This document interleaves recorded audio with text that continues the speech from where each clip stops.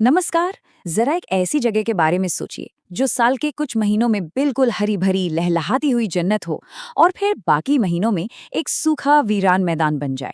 आज हम इसी कमाल की दुनिया यानी उष्णकटिबंधीय आर्द्र और शुष्क जलवायु, जिसे हम सब सवाना के नाम से जानते हैं, की गहराई में उतरेंगे। तो आज हम क्या क्या जानने वाले हैं। सबसे पहले हम समझेंगे कि क्यों इसे चरम सीमाओं की जलवायु कहते हैं। फिर हम देखेंगे कि ये सवाना दुनिया में आखिर है कहाँ। इसके बाद हम इन दो बिल्कुल अलग मौसमों की कहानी को समझेंगे और आखिर में ये जानेंगे कि इस मुश्किल जगह पर जिंदगी कैसे पनपती है। लेकिन इससे पहले एक सवाल, ये कैसे मुमकिन है कि कोई एक ही जगह एक ही साल के अंदर कभी तो घने जंगल जैसी दिखे और कभी सूखे घास के मैदान जैसी। इस एक सवाल का जवाब ही इस अनोखी जलवायु के सारे राज खोल देगा। तो चलिए शुरू करते हैं अपने पहले हिस्से से, चरम सीमाओं की जलवायु। और जैसा इसका नाम है, ये बिल्कुल वैसी ही है। एक ऐसी जलवायु जो अपनी दोहरी पहचान के लिए जानी जाती है, मतलब गीले और सूखे के बीच जमीन आसमान का फर्क। तो तकनीकी तौर पर इसे उष्णकटिबंधीय आर्द्र और शुष्क जलवायु कहा जाता है, लेकिन इसके ज्यादा मशहूर नाम है सवाना या फिर सूडान जलवायु। सीधी सी बात है, ये वो ट्रॉपिकल क्लाइमेट है जिसकी सबसे बड़ी पहचान ही इसके दो बिल्कुल साफ साफ अलग अलग मौसम हैं, एक गीला और एक सूखा। और इन दो मौसमों में फर्क देखिए कितना जबरदस्त है। एक तरफ है गीला मौसम, चारों तरफ हरियाली, बाढ़ और पेड़ पौधों का विकास, और दूसरी तरफ है सूखा मौसम, सब कुछ सूखा और भूरा, सूखे और आग का खतरा।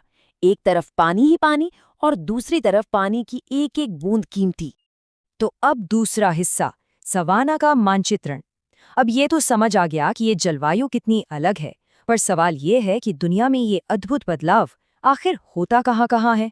चलिए पता लगाते हैं। ये जो जलवायु क्षेत्र ना, ज्यादातर घने जंगलों और तपते रेगिस्तानों के बीच के बफर जोन में पाए जाते हैं।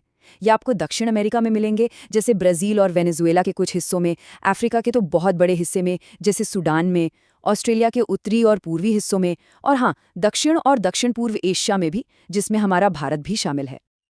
तो ऐसा होता क्यों है? इसके पीछे का विज्ञान बहुत सीधा सा है। जैसे जैसे सूरज की सीधी किरणें साल भर में उत्तर और दक्षिण की ओर जाती हैं, वैसे वैसे बारिश वाले बादल भी उनके साथ साथ घूमते हैं। जब ये बादल किसी जगह के ठीक ऊपर होते हैं तो वहाँ गीला मौसम होता है, और जब ये बादल दूर चले जाते हैं तो वहाँ सूखा मौसम आ जाता है। चलिए अब और गहराई में चलते हैं और बात करते हैं इन दो मौसमों की कहानी की। हमने कारण तो जान लिया, अब देखते हैं कि इसका असल असर खासकर बारिश के आंकड़ों पर कैसा दिखाई देता है। तो एक बात बिल्कुल साफ है, इस जलवायु की असली पहचान इसके तापमान से नहीं, बल्कि बारिश में होने वाले जबरदस्त उतार चढ़ाव से होती है। यही इसकी सबसे खास बात है। और ये बार चार्ट देखिए, ये पूरी कहानी खुद बयां कर रहा है। देखिए, गीले मौसम में जैसे जुलाई में बारिश का बार कितना ऊंचा है, फिर अक्टूबर जैसे महीने में ये बीच में आ जाता है, और सूखे मौसम में जैसे जनवरी में ये तो लगभग गायब ही हो गया है। कितना नाटकीय बदलाव है ये। और ये आंकड़ा तो सच में होश उड़ा देने वाला है। सोचिए जरा, पूरे साल के लगभग 90% बारिश सिर्फ 4 से 6 महीने के गीले मौसम में ही हो जाती है। मतलब बाकी के 6 से 8 महीने लगभग सूखा। अब आते हैं अपनी आखिरी और सबसे दिलचस्प हिस्से पर, किनारे पर जीवन। जब हालात इतने मुश्किल हों तो यहाँ की पेड़ पौधे और जानवर आखिर जिंदा कैसे रहते हैं? ये कहानी है अनुकूलन की, एडजस्टमेंट की। यहाँ के पेड़ पौधों के पास ना सर्वाइवल की कमाल की तरकीबें हैं। जैसे ही सूखा मौसम आता है, ये पानी बचाने के लिए अपनी पत्तियां गिरा देते हैं। आग का खतरा है, कोई बात नहीं, इनकी छाल मोटी और आग प्रतिरोधी होती है।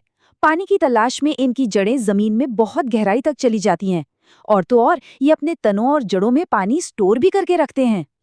और यहाँ के जानवर, हाथियों, ज़ेब्रा और जिराफ के बड़े बड़े झुंड पानी की तलाश में मीलों का सफर तय करते हैं। और जाहिर है, जहाँ झुंड होगा वहाँ शिकारी भी होंगे, शेर, चीते, लकड़बग्घे। यहाँ कई तरह की घास और खास पेड़ जैसे बबूल और बाओबाब भी मिलते हैं। अरे हाँ, और दीमक को मत भूलिए, जो तापमान को नियंत्रित करने वाले विशाल टीले बनाते हैं, वो भी इस इकोसिस्टम का एक बहुत जरूरी हिस्सा है।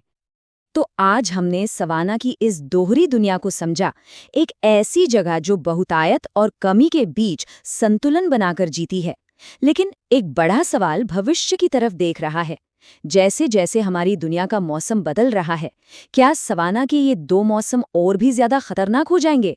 क्या यहाँ जीवन के लिए संघर्ष और भी कठिन हो जाएगा? ये एक ऐसा सवाल है जिसका जवाब हम सबको मिलकर खोजना होगा।